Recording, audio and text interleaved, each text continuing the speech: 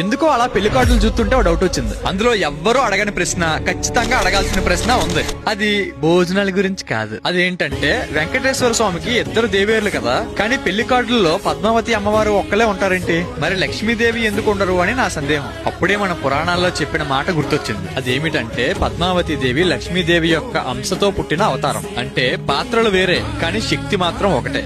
ఇంకా అర్థమయ్యేలా చెప్పాలంటే మన ఇంట్లో మన అమ్మ అంటే ఒకరే, కానీ ఆవిడ పాత్రలు ఎన్ని? భార్యగా ఒక పాత్ర, తల్లిగా ఒక పాత్ర, చెల్లిగా ఒక పాత్ర, అలా పాత్రలు వేరైనా శక్తి మాత్రం ఒకటే.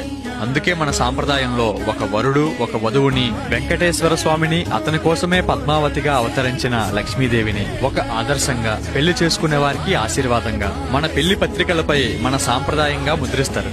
దాని ద్వారా భార్య ఎక్కడ బాధలో ఉన్నా భర్త అక్కడ ఉండాలని, భర్త ఎక్కడ ఉన్నా భార్య అక్కడ అవతరించాలని ప్రతీకాత్మకంగా సాంప్రదాయంగా వస్తున్న మన హైందవ ఆచారం.